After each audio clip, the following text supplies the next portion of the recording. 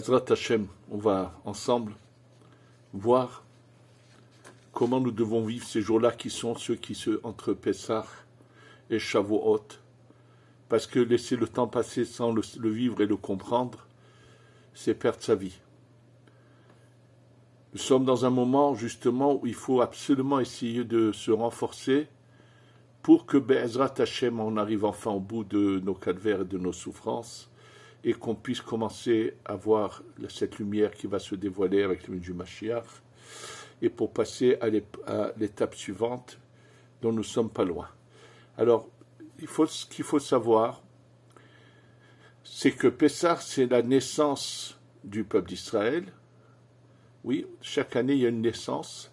Il y a beaucoup de gens qui doivent naître de nouveau parce qu'ils n'ont pas vécu en tant que juifs, même s'ils le sont par leur père et leur mère. Et ça me fait rappeler une phrase que j'ai entendue que disait Manitou. Il disait avant, pour être juif, il faut être de père et de mère juive. Aujourd'hui, être juif, c'est que ses enfants restent juifs. Ça veut dire qu'il faut se soucier pour que nous-mêmes, si on veut que notre descendance suive la bonne voie, il faut nous-mêmes être un bon exemple. Donc maintenant, c'est une naissance Pessah. Le Homer, c'est notre enfance, et Shavuot, on devient adulte. Et là, qu'est-ce qui nous rend adultes? Cette réception de la Torah qui va être une marche à suivre pour notre vie, où on va comprendre que sans ça, le monde n'a aucun but d'exister, on n'a aucune raison d'exister sur Terre. Et cette préparation à la Torah, je vais vous dire quelque chose de très beau que j'ai vu dans le livre qui s'appelle le Bnei Issachar, du Rav Tzvi Elimelech de Dinov, justement sur cette période du Homer. Et là, à travers ces paroles, on va arriver à comprendre que la Torah, elle a deux choses. Il y a un corps, mais il y a également une âme de la Torah, une lumière inimaginable, une lumière infinie à l'image de Dieu, qui est une lumière divine, et que chacun peut y avoir accès, et c'est ça ce qu'on va voir maintenant ensemble. Alors le Rav Tzvi Elimelech Medinov, dans son livre Issachar, parle de cette Mishnah dans le Pirkei Avot, dans le deuxième chapitre du Pirkei Avot, dans cette Mishnah Chet et Tet. En fait, là-bas, on parle de celui qui s'appelle Rabbi Yochanan ben Zakkai, élève de Hillel Azaken, de Hillel et Shammai. Et ce qu'on nous dit, c'est qu'il avait 5 élèves, et on parle de leur grandeur. Et Rabbi Yochanan ben Zakkai réunit ses élèves et leur dit la chose suivante. C'est dans la 9e Mishnah du 2e chapitre de Pirkei Avot. Amar lahem, il leur dit, Tseu uru ezer derech yeshara sheyidabek ba ha'adam. Sortez, regardez, quel est le chemin droit auquel l'homme doit se coller. Ça veut dire qu'il leur dit de trouver quelque chose qui est une base qui vraiment est la base c'est la chose à faire pour arriver au but. Alors, ça veut dire penser loin, regarder. Il leur demande vraiment de faire une analyse. Et là, bon, Rabbi Eliezer Omer, Rabbi Eliezer lui dit, Aïn Tova, celui qui a un bon œil, c'est-à-dire quelqu'un qui a cette envie de donner constamment. C'est sûr quelque chose de plus profond en plus là-dedans. En tout cas, c'est le premier de ses élèves. Le deuxième, Rabbi Yoshua Omer, Chaver Tov, d'avoir une bonne compagnie dans la vie. Le troisième dit, un bon voisin. Le quatrième, Rabbi Shimon dit, celui qui voit toujours les conséquences de son avenir, c'est le futur. Et le cinquième, Rabbi Eliezer ben Orkenos, c'est... Non, le cinquième, c'est Rabbi ben Arach, et lui, c'est Rabbi Elazar ben Arach, lui, il dit, lève Tov, un bon cœur. Et là, il leur dit, oui, je vois les paroles de Rabbi Elazar ben Arach, lui, ce qu'il a dit, un bon cœur, ça englobe toutes vos paroles. Bien sûr, dans le texte dans les mots du texte, cette Mishnah n'a aucun sens. Comment le fait d'avoir un bon cœur, ça veut dire qu'on va tout réussir dans la vie, que c'est la base de tout, ou bien d'avoir Aïn Tova. Il dit qu'en plus, le bon cœur englobe tout. Et là, vous allez voir tout de suite la révélation que nous donne le Béné Issachar. Nous avons 49 jours pendant cette période qui s'appelle le Homer. 49 jours, oui. Ces 49 jours sont pour nous préparer, on les compte. Tous les jours dans le Homer, on a un compte, on compte jour par jour. C'est pour aboutir au but final, la Torah. Et là, il nous fait remarquer quelque chose de très beau, le Rabbi Tzvi Elimelech de Dinov dans son livre Béné Issachar. Il dit, partage ces 49 jours en deux, tu as 32 et 17. La valeur numérique, je vous dis tout de suite, quand on dit lève Tov, un bon cœur, lève c'est 32, Tov c'est 17. Alors, déjà, il commence à nous ouvrir un peu les yeux, à nous faire comprendre que c'est lié à cette période du Homer, qu'on sépare en deux, entre 32 et 17. De quoi s'agit-il? En fait, il y a un livre qui s'appelle le Sefer Yetzirah, qu'a écrit Avraham Avinu, où les révélations des bases de la Kabbalah s'y trouvent, en termes très brefs, mais où il y a beaucoup de grands secrets se trouvent là-bas. Et là, quand on nous parle dans des disphères, quand on nous parle de la Bina, là-bas, il est mentionné comment la Bina se départage en 50 portes, Hamishim Share Bina, et chacune est expliquée quel est le nom de Dieu qu'elle contient en elle. Et d'ailleurs, les tzadikim, dont la Neshama viennent de très haut de la Bina, viennent de 6 des portes de ces 50 portes de la Bina. Et ça, c'est révélé dans le livre qu'on appelle le Sha'ar Kavanot du Harizal, justement sur le Homer, où il dit que celui qui sait d'où vient son âme, de quelle porte de la Bina, voilà à quoi il doit penser tous les soirs dans le conte du Homer. Bon, ça c'est la Bina. Et il y a ce qu'on appelle la Chochma. Alors sachez que je vous ai déjà dit que il y a différents niveaux, donc même dans la pensée de l'homme, et la Chochma est au-dessus de la Bina, et la Chochma, elle est là, lève netivot Chochma, 32 chemins de la Chochma. Quand on veut recevoir la Torah c'est la Chochma, c'est l'application des mitzvot sont liées à la Bina, l'étude de la Torah est liée à la Chochma. Et là, il faut savoir que dans la Torah, il y a deux parties. Il y a le corps de la Torah et la lumière de la Torah. Les 32 premiers jours du Homer, on se prépare à recevoir le corps de la Torah. À partir du 33e jour du Homer, l'Agba Homer, commencent les 17 derniers jours du Homer, où là on va commencer à découvrir la lumière cachée de la Torah. Qu'est-ce qui se passe à l'Agba Homer? C'est la fête de qui? De Rabbi Shimon ben Yochai. Le mot lag 33, Lamed Gimel qui est 33, quand on inverse les lettres, on a le mot gal. C'est un pasouk, gal enai ve'abita niflaot mitoratecha, qu'a dit David Ameler. Gal enai lachon giloui, et laisse mes yeux découvrir et voir, c'est ce gal enai, que mes yeux, les yeux font allusion bien sûr à Ora Chochma, la pnimiyut, l'intérieur de la Torah, comme je vous l'ai déjà dit plusieurs fois que dans le Talmud, lorsque les rabbanim étudient l'un avec l'autre et que l'un veut prouver à l'autre quelque chose, il lui dit « Tachema, viens écouter », on fait allusion aux oreilles.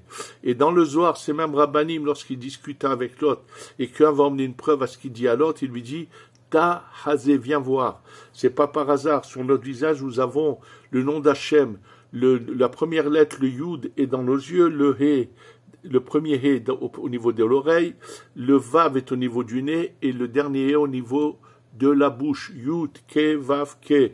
Et le Yud, c'est Chochma, Yod, Chochma, Keduma. Dans le chant de Bar Yochai, on dit Yod, Chochma, Keduma. Le Yod et la Chochma, c'est Chochma, Keduma, d'en haut, de très haut. Donc, en fait, il y a deux parties, et c'est pour ça que à l'origine, il y a un verminag, ici en Eretz Israël, qui s'est un peu répandu partout, qui, le soir de l'Akba Homer, après le conte du Homer dans les synagogues, on emmenait un grand récipient dans lequel était versé de l'huile d'olive, et après on mettait un vêtement qui sert de mèche, et on faisait un grand feu, avec l'huile d'olive qui est le sens de la chorma, pour justement dire que maintenant commence à se dévoiler la lumière de la Torah. Donc à partir du 33e jour du Homer, on se prépare à découvrir la lumière cachée de la Torah. Maintenant, on va le prouver à travers les textes de l'Agmara, où combien de fois c'est évident qu'on voit que ces termes de l'Agmara n'ont aucun sens sans le dévoilement et la révélation de la Kabbalah. Et là, je prends un texte justement qui concerne la réception de la Torah par Moshe Rabbeinu. La Gemara dans Masechet Menachot. Donc, je veux d'abord finir avec ça, que lorsqu'il leur dit, Rabbi Yochanan ben Zakkai, il leur dit que ce qu'a dit Rabbi Elazar ben Arach englobe tout, celui qui a Lev Tov, ça veut dire qu'il a et le corps de la Torah et la lumière de la Torah, il a tout qui est caché. Donc bien sûr que lorsqu'un a dit un bon œil, un bon voisin, un bon corps, ils font des allusions à des choses profondes, mais lui a réussi à englober tout en disant si j'ai les 32 chemins pour me préparer à recevoir le corps de la Torah, et j'ai les 17, le Tov, le bon, la lumière de la Torah, j'ai tout, puisque finalement on se prépare à l'étape suivante, où on va appliquer les mitzvot au niveau de comment les faisait Adam Arishon avant la faute, d'une manière spirituelle, rien à voir avec la manière dont on les applique actuellement. Et donc maintenant, on va voir où c'est que dans la Gemara, c'est une manière évidente pour ceux qui veulent comprendre les textes et ne pas rester terre à terre sans vouloir ouvrir les yeux et comprendre les choses. D'ailleurs, ils n'auront aucune explication sur ce texte de Gemara que je vais vous citer tout de suite, et que ce texte, au contraire, s'ils le lisent sans l'expliquer, ils n'ont aucun mot n'a un sens. Et je vais vous dire mot à mot les textes de la Gemara, et d'abord montrer toutes les incompréhensions qu'il y a, et ensuite les éclairer avec la révélation de ce qu'on appelle la Kabbalah, l'âme de la Torah. C'est marqué comme ça dans Masechet Menachot, le traité de Menachot, Daf Kaftet, page 29. C'est marqué les mots suivants. Kesher Allah Moshe la Marom. Lorsque Moshe Rabbeinu est monté là-haut, bien sûr pour recevoir la Torah. C'est marqué Metzao, la Akadosh Baruch Hu Yoshev. Il a trouvé Akadosh Baruch Hu assis. Déjà, cette phrase est problématique. Celui qui veut la lire textuellement, il aura des comptes à rendre pour avoir fait à comparer Dieu à un personnage de terre à terre. C'est comme dans toutes les idolâtries, où le Dieu il peut dormir, le Dieu il marche, le Dieu il mange. Or pour nous c'est impossible, c'est des termes qui ne peuvent pas être dits. Dieu est assis, Dieu rempli est partout, que ça veut dire assis, que ça veut dire debout. Qu'est-ce que cela signifie? Donc déjà ces mots, ces premiers termes de la Gemara sont problématiques. Donc c'est marqué que Moshe trouve Dieu assis. Metzar l'akadosh baruch hu Yoshev. La suite. Vekosher Tarim laotiyot. Il est en train d'attacher des couronnes aux lettres, c'est aux lettres de la Torah. Il est en train de leur attacher des couronnes. En fait, là, il s'agit de quand vous ouvrez un Sefer Torah, vous allez voir qu'il y a 3 catégories de lettres. Il y a des lettres qui n'ont rien au-dessus d'elles, comme Ochel Mechsaperet. Il y a des lettres qui ont une couronne et il y en a qui ont 3 couronnes. C'est donc 3 catégories de lettres qui, comment on appelle ça, qui ont des couronnes ou pas. Et bien sûr, ça a un sens très profond dans la Kabbalah. Le Harizal nous explique pourquoi certaines lettres n'ont pas de couronne, pourquoi certaines n'en ont qu'une, pourquoi certaines en ont 3. Bien sûr, il faudrait faire des heures de Kabbalah pour commencer un peu à comprendre ce que nous révèle le Harizal. En tous les cas, lorsque Moshe voit ça, il dit à Kadosh Baruch Hu, il s'adresse à Dieu, il lui dit Mi me'akev alyatra. Qui c'est qui t'empêche, qui c'est qui est en train de te poser un problème? Quand je vois quelqu'un qui a un problème, je lui dis, mais dis-moi, mais qui c'est qui te cause des problèmes? Qui c'est qui te fait un problème? Et là, ça, de nouveau, ça n'a aucun sens. Qu'est-ce que ça veut dire mime akev? Qui c'est qui t'empêche de... Mais qui dit que quelque chose est empêché? Quel est le sens des mots? Il voit Hachem en train de faire ses couronnes sur les lettres, et il lui dit cette phrase-là. Et la réponse d'Akadosh Baruch Hu, la réponse de Dieu est, il y a un homme qui va être dans quelques générations, c'est Rabbi Akiva, et qui va sur ses couronnes, mais il va avoir des milliers d'éclairages, de commentaires, de révélations à travers sur ses couronnes. On ne les a jamais vus, ces livres de Rabbi Akiva, on ne les connaît pas, ces révélations de Rabbi Akiva sur les couronnes. Bon, c'est ça la suite. Comment? Bon, alors il lui dit, mon cher Rabbeinu dit, tiens, je voudrais le voir. Qu'est-ce qu'il lui répond à Kajbourou? Chazor lachorecha, retourne par derrière. Qu'est-ce que cela veut dire, retourne par derrière? Chazor lachorecha, retourne derrière. Et c'est marqué que Moshe va et s'assoit au l'air Yoshev Ashura Shmini, il va s'asseoir à la 8e rangée. De nouveau, ça n'a aucun sens. Qu'est-ce que ça veut dire que Moshe s'assoit à la 8e rangée? Et la suite est que apparemment il a une vision où il voit Rabbi Akiva et ses élèves, et là Moshe ne comprend rien. C'est surprenant. Parce que nous connaissons tous, ce qui est marqué dans nos sages nous le révèle, que Moshe Rabbeinu, quand il reçoit la Torah, même ce que n'importe quel élève, jusqu'à la venue du Mashiach, va pouvoir découvrir comme ce qu'on appelle un chidouche, quelque chose qui est caché dans les mots de la Torah, va le découvrir, Moshe Rabbeinu a reçu tout cela. Donc comment est-il possible que là, il entend Rabbi Akiva et qu'il ne comprend rien? Bien sûr, ça fait que Moshe, c'est marqué que Moshe, il est un peu déconcerté, quoi. Halshadato, son esprit s'est affaibli, ça veut dire, il se sent pas bien, quoi. Je comprends rien. Et la suite est très surprenante et choquante. La suite, il est marqué que lorsque Moshe, donc, est un peu déconcerté comme ça, tout d'un coup, dans ce cours, il y a un élève qui dit à Rabbi Akiva, et ça, Rabbi Akiva, toi, mon maître, d'où tu le sais? Et Rabbi Akiva répond, Halacha, les Moshe, ça c'est une halakha que Moshe a reçue au Sinaï, qui nous a transmis de génération en génération. Et là, Moshe Rabbeinu se sent bien maintenant. Vous savez pourquoi c'est très choquant?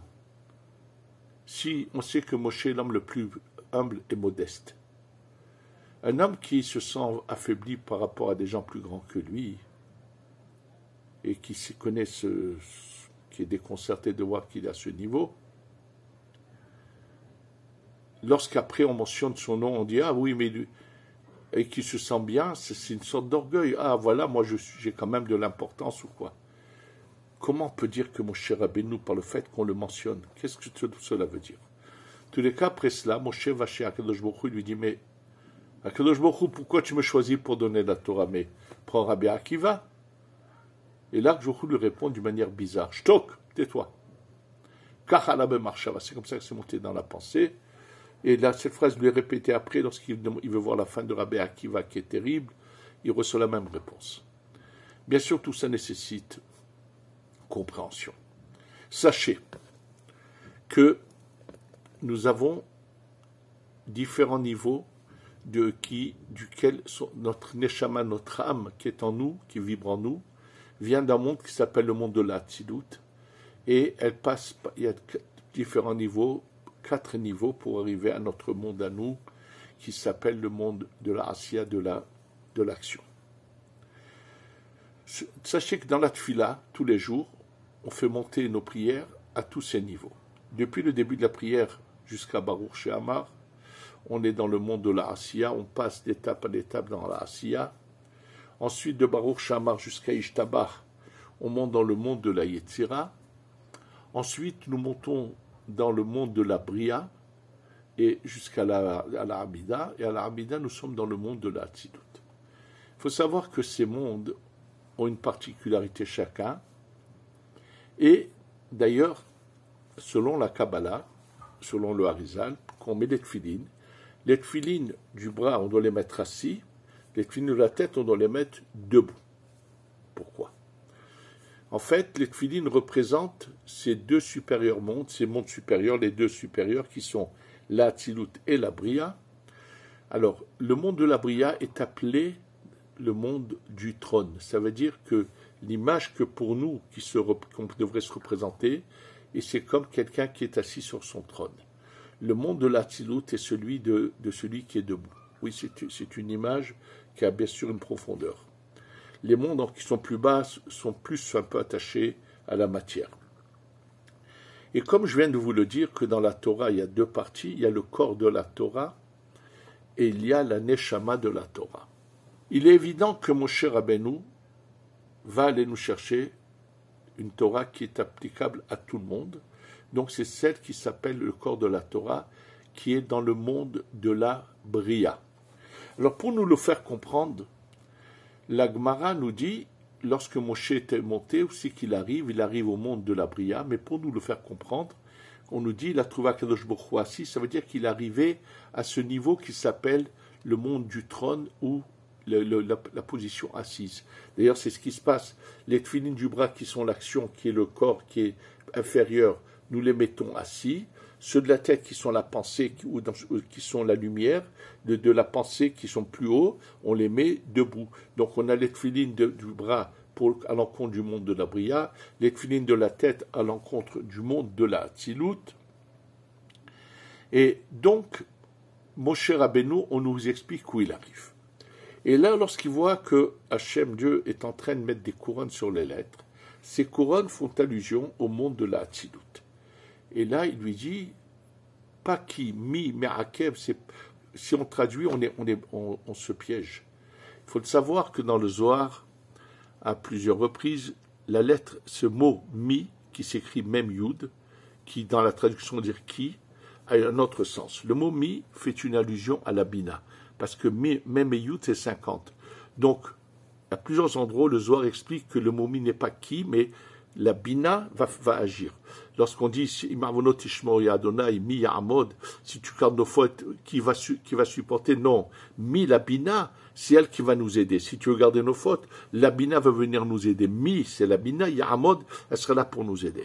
Donc c'est dans le même sens. Moi je dis mi, et moi je suis venu chercher la Torah de la Bria, qui est la bina mi. Le mi, la Bria, la bina. Me'akef t'empêche de faire ça. Ça ne concerne pas la Torah que moi je suis venu chercher pour l'ensemble du Ham Israël.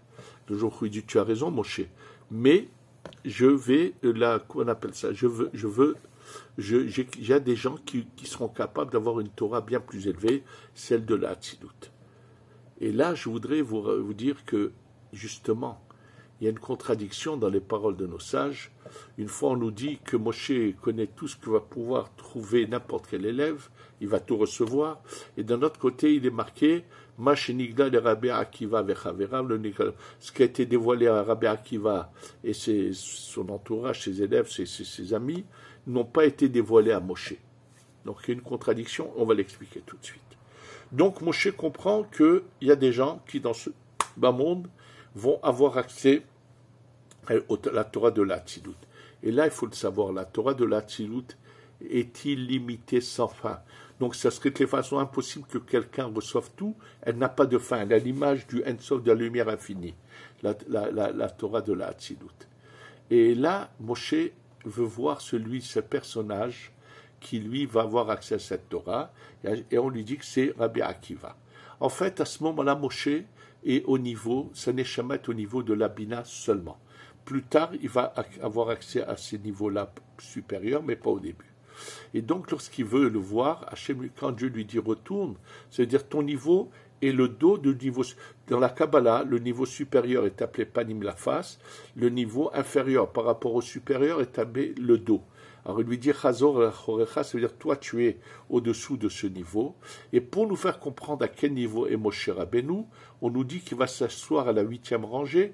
En fait, quand vous prenez les 10, Spirot et 10 sphères, vous les comptez du bas vers le haut. La dernière, c'est la Malchut, au-dessus le Yesod. Du bas vers le haut, la 8e, c'est la Bina. Donc, pour nous faire comprendre qui est Moshe à ce moment-là, on nous dit qu'il s'assoit à la 8e rangée. Bien sûr que lui, il ne comprend pas cette lumière, il ne l'a pas encore pour l'instant, il n'arrive pas à la comprendre, et sûr que ça le déconcerte.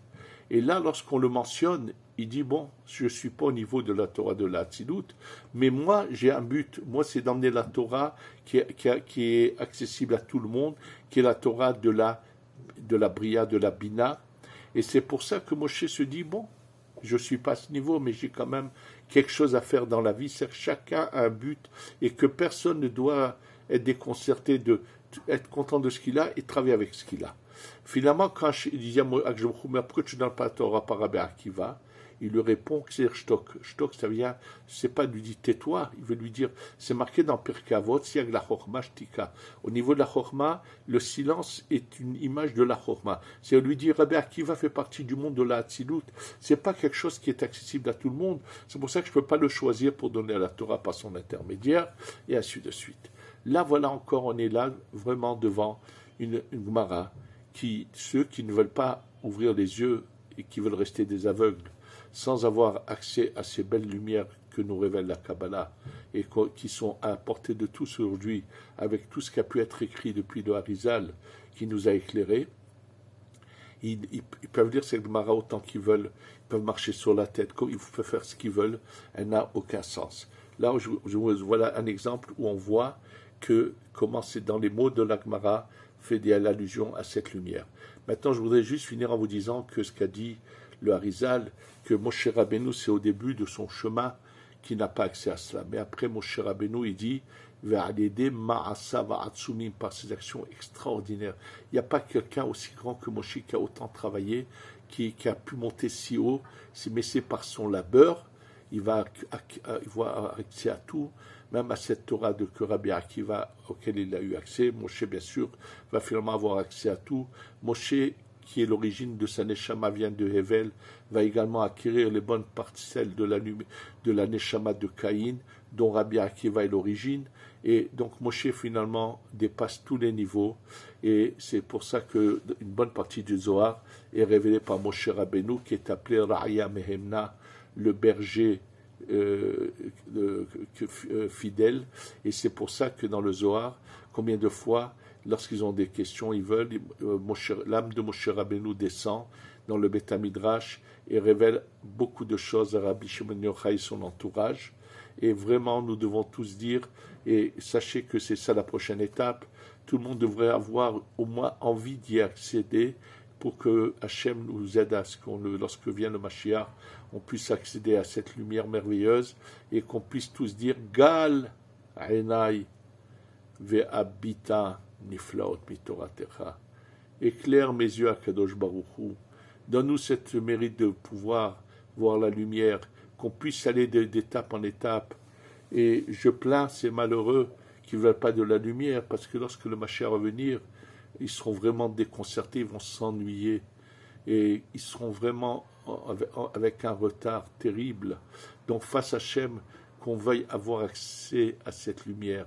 Et comme je voudrais vous le répéter, ce que j'ai entendu de la bouche de Rabbi Ben Zion Abba Shaul, tout le monde peut lire le Zohar, tout le monde peut se donner tous les jours un petit passage de lecture du Zohar qui était le meilleur détergent pour notre Neshama, et fasse que le sroud de Rabbi Shimon ben Yochai, qui a été la révélation, nous accompagne, et que lui continue à agir là-haut pour que la Moshe Rabbeinu vienne nous délivrer bientôt, puisque même si c'est un personnage parmi nous vivants qui va se dévoiler en tant que Mashiach, mais il n'est que le tremplin pour qu'on arrive à David Amelech et à Moshe Rabbeinu, qu'on voie bientôt, et qu'on ait la Gula Shlema Shtavo Bimera Be'amenu. Amen ve Amen.